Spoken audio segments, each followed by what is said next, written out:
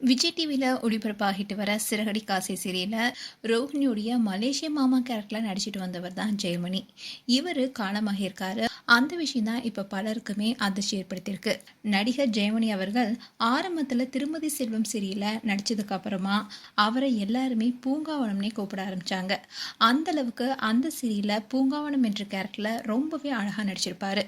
இது தொடர்ந்து பல சீரியல் நடிச்சிருக்காரு. இப்படி இருக்க சொல்லல தான் சிறகடி காசை சீரியலில் மலேசிய மாமா என்ற கேரக்டரில் நடித்து மக்கள் மத்தியில் மேலும் பிரபலமானார்.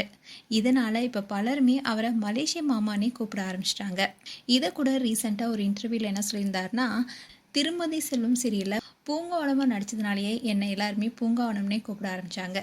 இப்போது சிறகடி காசை சீரியலில் நடித்ததன் மூலமாக என்னை பலருமே மலேசிய மாமான்னு கூப்பிட்றாங்கன்னு ரொம்பவே சந்தோஷமாக சொல்லியிருந்தாரு.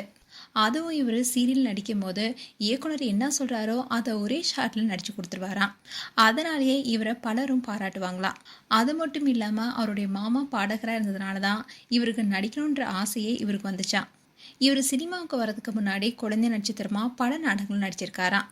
அந்நடிகர் எம்ஜிஆர், சிவாஜி போன்றவர்களை நடிச்சுக்கிட்டு தான் பல இடங்களை அவர் நடிச்சு காட்டுவாராம். கேரக்டர் இதுதான்னு சொல்லிட்டாவே அவருடைய நடிப்பு இயல்பாக வந்துருமா. ஆனால் குடும்ப சூழ்நிலை காரணமாக என்னால் தொடர்ந்து நடிக்க முடியலன்னு ரொம்பவே உருக்கமாக கூட ரீசெண்டாக சொல்லியிருந்தாரு. அண்ட் இதில் இன்னொரு முக்கியமான விஷயம் என்னென்னா, இவரை 40 சீரியலை டைரக்ட் பண்ணியிருக்காராம். அண்ட் ஒரு சில படங்களை அவர் நடிக்க வாய்ப்பு கிடைச்சு அண்ட் ஆர்ஜே பாலாஜி படத்தில் ஒரு சின்ன ரோலில் கூட இவர் நடிச்சிருப்பதா சொல்லியிருக்காரு. அண்ட் அதே மாதிரி ஜெயமணியோடைய மனைவி மாலதி டப்பிங் ஆர்டிஸ்டாக ஒர்க் பண்ணிட்டு இருக்காங்க. அதே மாதிரி இவருடைய மகள் டீச்சராக ஒர்க் பண்ணிட்டு வராங்க. அண்ட் ரீசெண்டாக தான் இவருடைய மகளுக்கு திருமணமும் நடந்து முடிஞ்சது. இப்படி இருக்க சூழல தான் ஜெயமணி அவர்கள் மாரடைப்பு காரணமாக உயிரிழந்திருக்காரு. இந்த விஷயத்த சிறகடி காசை சீரியல் நடிகர்கள் அவங்களுடைய சோஷியல் மீடியா பேஜில் ஷேர் பண்ணியிருக்காங்க.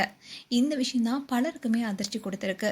மேலும் சிறகடி காசை சீரியலில் மலேசிய மாமாவை நடித்த பூங்காவனம் குறித்து உங்களுடைய கருத்துக்களை கமெண்ட் செக்ஷன் சொல்லுங்கள். மேலும் பூங்காவனம் குடும்பத்திற்கு எங்களுடைய ஆதரங்களை தெரிவித்துக் கொள்கிறோம். அண்ட் இது போன்ற வீடியோஸை பார்க்க நியூஸ் தமிழ் கிட்ஸ்னை சப்ஸ்கிரைப் பண்ணுங்கள். அண்ட் மறக்காமல் நோட்டிஃபிகேஷன் பட்டனை கிளிக் பண்ணுங்கள்.